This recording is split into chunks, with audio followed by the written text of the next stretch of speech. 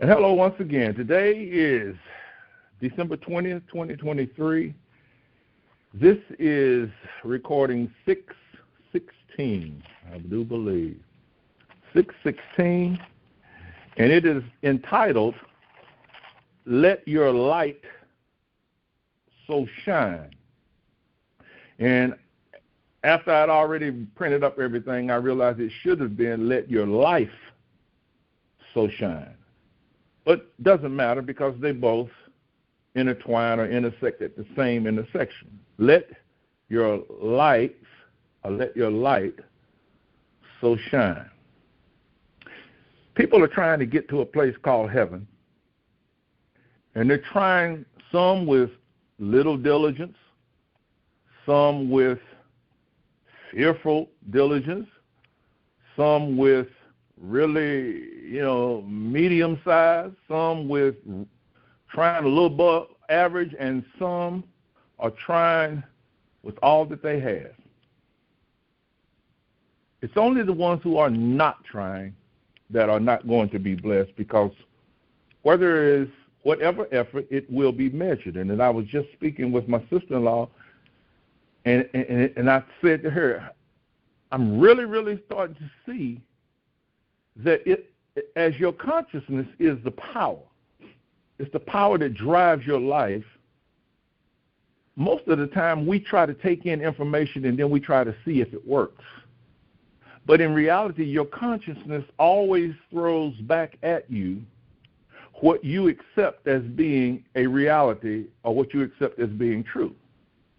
So we need to realize that whatever it is that we are entertaining within our consciousness, whatever we're entertaining is going to come back to us. It has to come back to us because we're giving our conscience the authority to believe, and it gives back to us.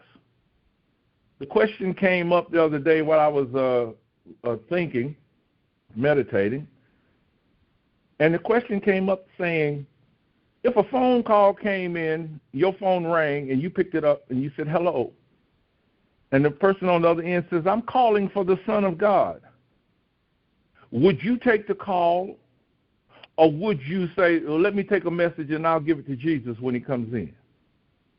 That's the question that we need to ask of ourselves, because we're afraid to administer, I'd say it, being the Son of God, when you're not really asked to go out in the street and say anything or do anything. You're just being asked to accept that that's who you are.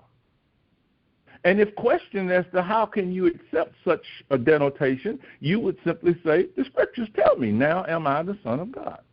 For I was created after the pattern of Christ, and know you not that Jesus Christ is in you? Do you not that you not know that you are the temple of God? Those are the answers. If you're forced to answer, those are the answers you would give. But you're not being asked to prove it. But if you never accept the fact that that's who you are, then you will always be looking for something to happen to prove that that's who you are, and it's not going to happen because you have not given your conscience the authority to accept what the scriptures say. Let your light so shine before men that they may see your good works and glorify your Father in heaven. Let your light so shine before men that they may see your good works and glorify your Father in heaven. Now I can't say for you, but I was taught that was go out and be kind, do nice things, give, practical assistance, do anything you can to encourage the person that there is hope for them, and the Father would be glorified. And yet we see all kinds of organizations out there now that are helping people left and right, and then sometimes when you go, you realize they don't really want to help you, or they're holding on to the things as though it's something coming out of their personal cupboards. But as I looked at this scripture, and that scripture is Matthew chapter 5, verse 16. Let your life so shine before men that they may see your good works and glorify your Father in heaven. Here's where you tighten up your seatbelt a little bit.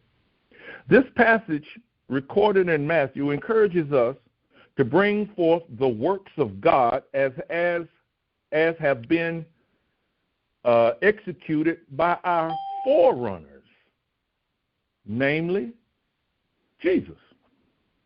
I hope you got that. This passage is saying to us, let your light so shine, let your life so shine before men that God would be glorified. It's telling us to bring forth the works of Jesus Christ, namely, open the eyes of the blind, open the ears of the deaf, unmute the mouth, heal the sick, raise the dead, you name it. The revelation comes from the inner kingdom. If God simply wanted us to just hand out food and clothes and whatnot, why isn't he glorifying all these organizations out there? Just said, oh, yeah, y'all got it, y'all doing exactly. Now, don't get me wrong. I'm not saying there's anything wrong with giving people food when they need it, giving them clothing, giving them toys at this time of the year and blessings. But the bottom line is, why isn't God? Why isn't he screaming, yeah, y'all caught it, y'all got it? Because we're being asked to bring forth works that we're afraid to even attempt to do. We're scared that I'm going to say be healed and the person that's not going to be healed. Well, who do you think it is that's thinking that thought? That's surely not the Son of God. He would never have a thought like that. You see, this revelation comes from an inner kingdom that we so dearly hold above all other avenues deemed worthy of praise. When you have something that is so valuable that you value it over all other things, do you protect it? Do you watch over it with your every breath? Do you run out in the street and tell everybody where you got it hidden? You see, how many of us actually value the kingdom called heaven? Look at our actions of how we act amongst each other. And then on top of that, the fact that we are told that it is located where? Up there in the sky. No, I mean the actual one. Within us. Closer than breathing, nearer than the hands and feet. That closeness, do we value it as, before I open my mouth, let me check what the kingdom would say or have me act or do? Although we may execute many practical acts of kindness that better improve the lives of others, we cannot ignore the phrase that glorify the Father in heaven. Are we aware that the next movement of my consciousness, whether it be verbal or physical, that it is supposed to glorify God? Is he going to be glorified with what I'm getting ready to do to you? Is he going to be glorified with what I'm getting ready to say to you? You see, the works that we are to present are the products of an inner seeking that are coming to fruition as the results of this dedicated seeking. In other words, we should not be saying or doing anything except it be approved of the kingdom of heaven before we execute. Brother, you don't know what he just said to me. No, I don't know what he just said to you, but what is the kingdom saying to you? Moses said an eye for an eye, tooth for a tooth, didn't he? Jesus came along and said, you have heard it said, eye for an eye and tooth for a tooth. Who is he referring to? Moses. But I say unto you, is he changing what Moses? Yeah, that's exactly what he's doing. Except you be born from on high, you will not be able to glorify the Father. Why not? Because the Father is glorified through the works that come forth from the inner kingdom, and those works come forth to do what? Jesus said, I now go to the Father, right? But I say to you, go into the world, didn't he say? And do what? Do as I have done. Love them one another as I have loved you. You see, it is the Father bestowing his love upon his word that has now become inviolably sacred in the hearts of his creation. Father, I dare not move except. Isn't that what Moses said when he first met God? And God said, I want you to go to Egypt. What Moses said, I ain't going if you'll go. You see, that came off as two men or two entities talking to each other, but in actuality, Moses was looking in the kingdom and telling God, I dare not attempt to do anything except you have sent me, except you have given me the word, such as the prophet when it says I was given a scroll and I did eat the words and it was wonderful to the taste. Now, you know a piece of paper ain't never tasted good when you chewed on it. So what is he saying when he says I did eat? He's saying I read the words and they did, man, they mixed with my feelings and oh, wow. They were just the greatest words I'd ever seen. They made me feel real good. But when those words began to mix with what I knew I already believed, they soured in my belly. And he had to wait.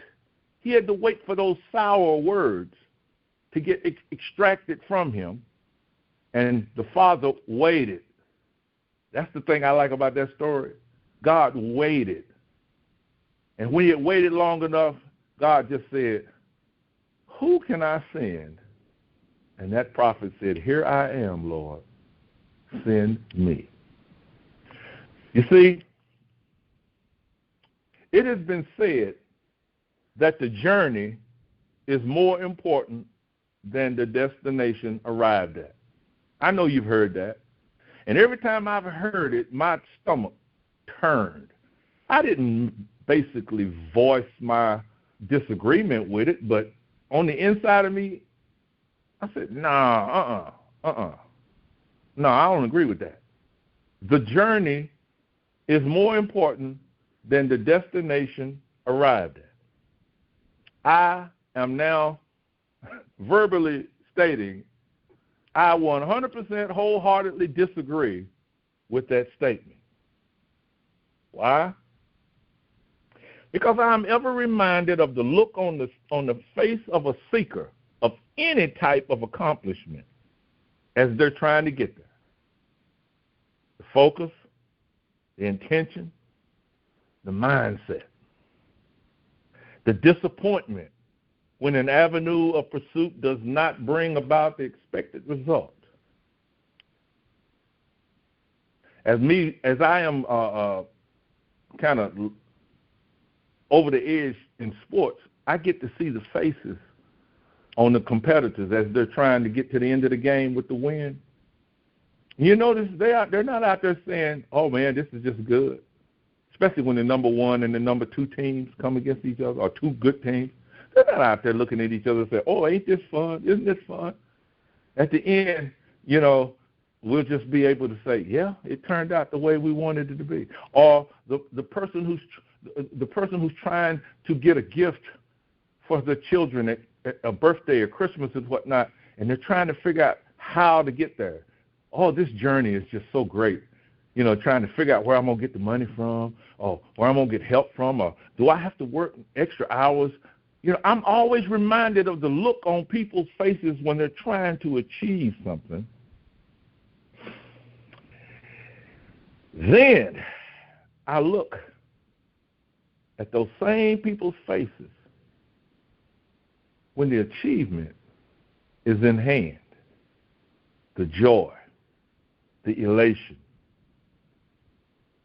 the expression of sheer fulfillment. And above all of that, the relaxation from all effort, the realization that nothing else is required. The prize, whatever it is in hand. No, not for me. The joy is not in the journey, but in the arrival. And what do I mean? I spend many, many hours.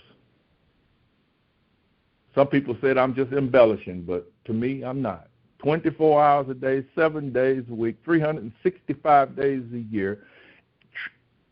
Every waking minute, moment, the Lord is the thought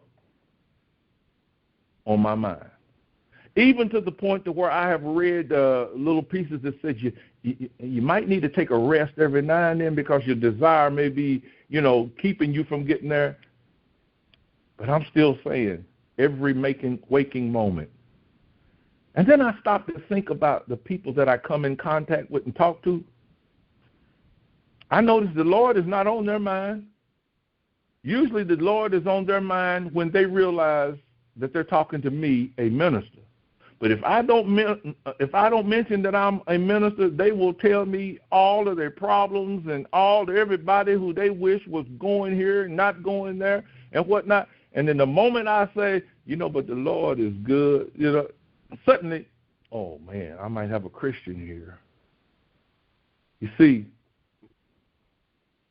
it is with great trial and tribulation do we enter the kingdom.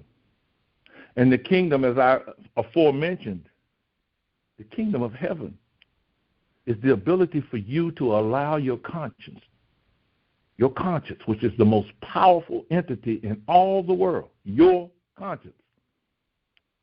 Why? Because it is the mind of Christ. If you search the scriptures, everything I'm saying is borne out in the scriptures. Do you not know that you were created in Christ unto good works? Did you not know that Paul presents you faultless before the face of God and you speak through the words of Christ? Do you not know that you were created in the pattern of Christ and God of his own desire did create us according to his word? And all things were created by him, and there was not anything made that the Christ did not create? Do you realize who you are, that you are not your own? And that lie that God bought you back from the devil? No. He came and reminded us that we could not be stolen from him. He came to remind us that we are ever in his thoughts. Don't believe me? Go look at our thinking, what is it, Ezekiel 29? I don't know which one it is, something 29, 11. I know my thoughts of you, saith the Lord, for they're always thoughts of love, prosperity, and an expected end. No matter what you do, I'm carrying this thought, what? That you would awaken. That you would awaken on this journey that you think is so arduous and realize the joy. It says that Jesus on the cross said he went through the shame of hanging on that cross, for he looked past the shame to the joy. What was the joy?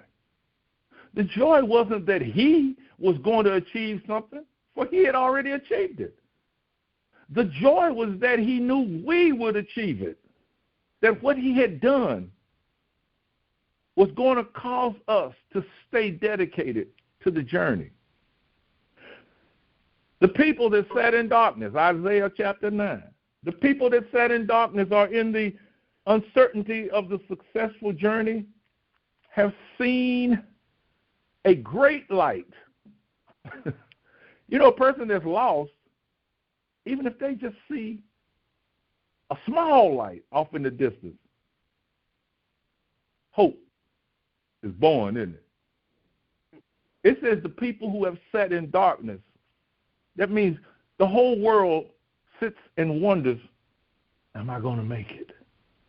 You know, just before I dialed on today, you know, I had the thought, we go to these funerals where these people were drug dealers. They were always in trouble with the law. They were girlfriend, wife beaters, and the women were, you know, just ugly on their men and whatnot. And when these people die, we send them happy heavenly birthday wishes. And my thought was, well, dang, if it's that easy to get into heaven, why I got to go through this? You know, why don't I just live my life and when it's over with? Because these people are trying to appease themselves that they're going to get somewhere that they know they are not doing the work to get there. They're hoping. As I stated earlier, remember, some people use minimal effort. Some use moderate, some use medium, some use a little bit above, and some just off the hook. They're so far off the hook that people talk about them saying, no, they're fanatical. They think they're going to do it. But the bottom line is they're not bothering you. And they're not coming, you know, constantly telling you should be doing what they're doing. They're just letting their light so shine. These people that sat in darkness have seen this great light. It's a light that beckoning them to come. And that light, that great idea that ideates relaxation from struggle and toil, ever wishes, just ever whispers of its closeness and attainment. It's that hope that seems to be out in the distance, but it won't go away. So it can't be that far away, because if you see it, how close is it? And you're seeing it in your conscience. There's a light in there that's saying, come unto me. Hope. This hope will never leave you. Why? Because I am that light, says God. Each day it invites and will never cease to do so until its invitation is accepted.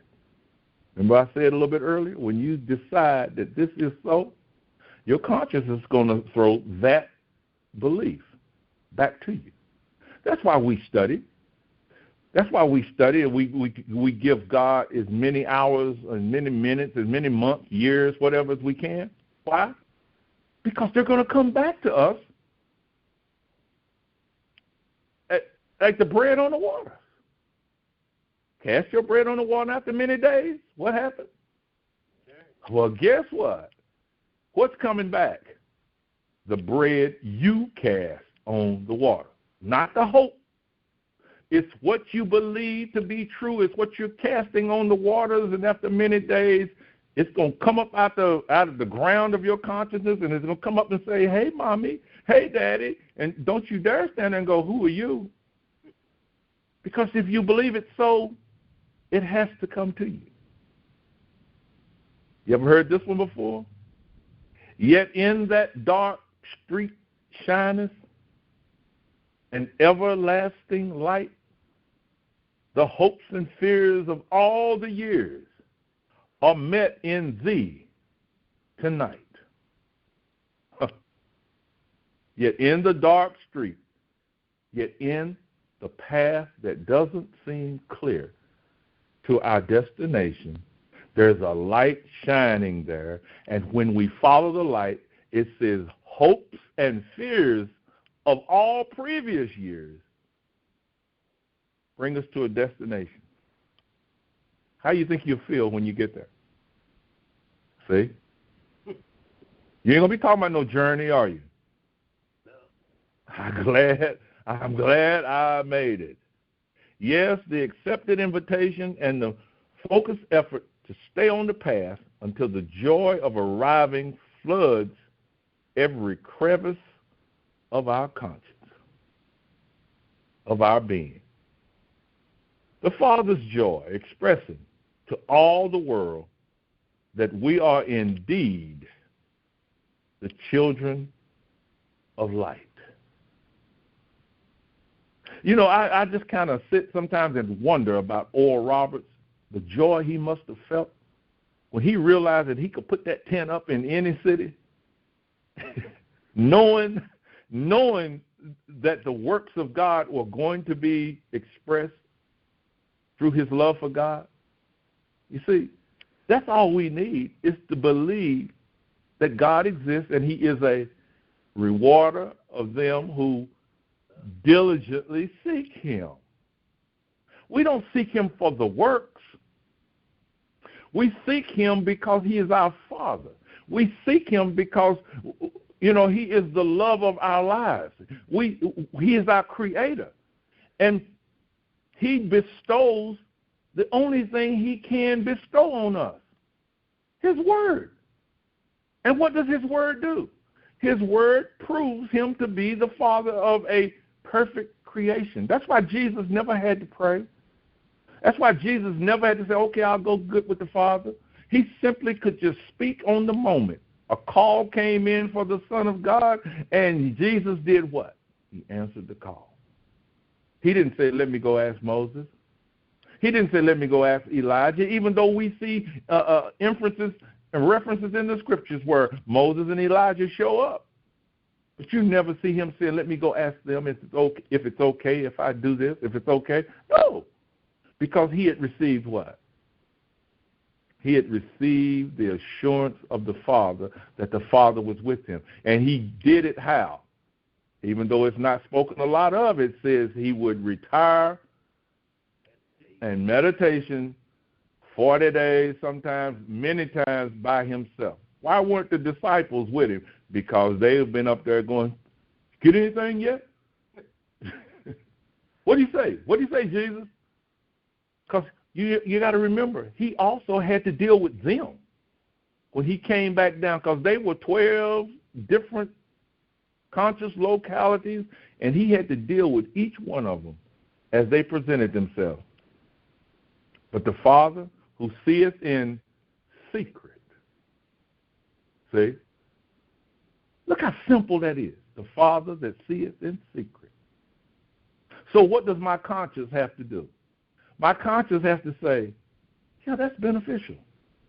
If I go in secret to seek God,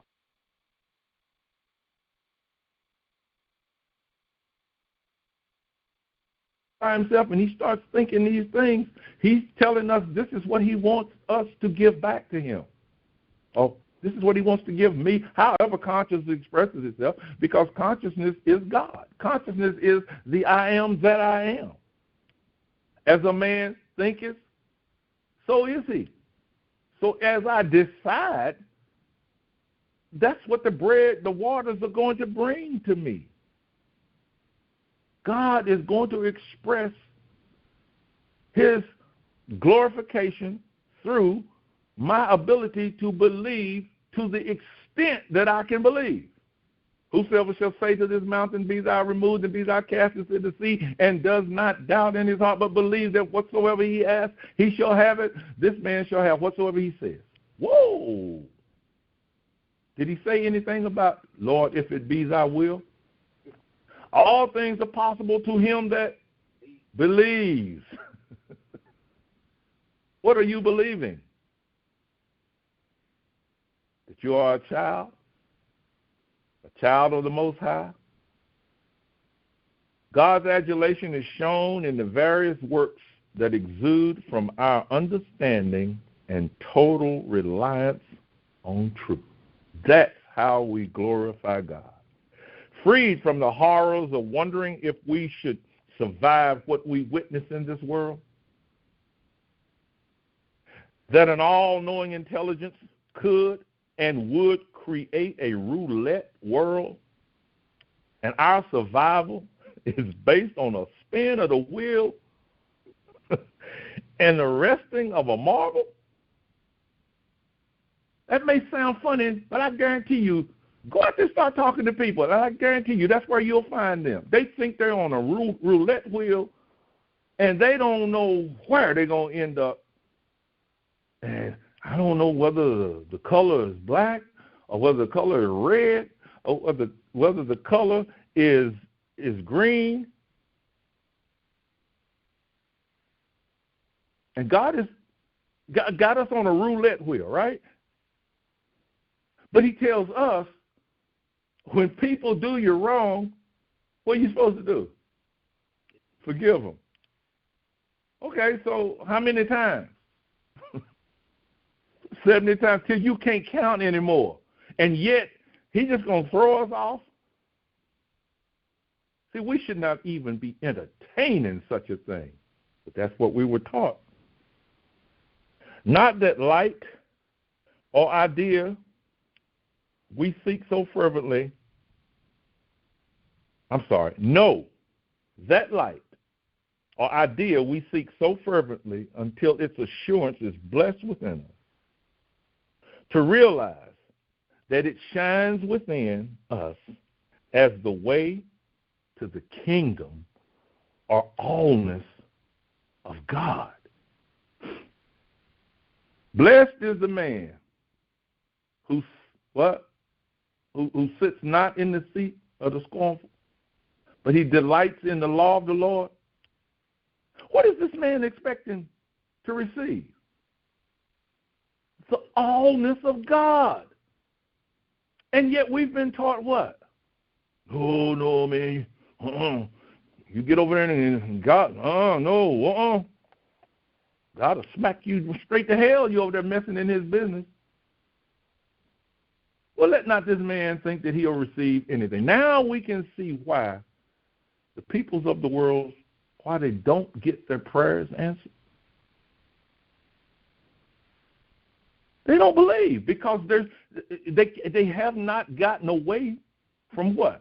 That lie that they were taught from generation to generation to generation. So they think there ain't no God out there. And yet when God does move, it doesn't take but a couple of days for them to write it off to coincidence or luck or it didn't really happen. The allness of God.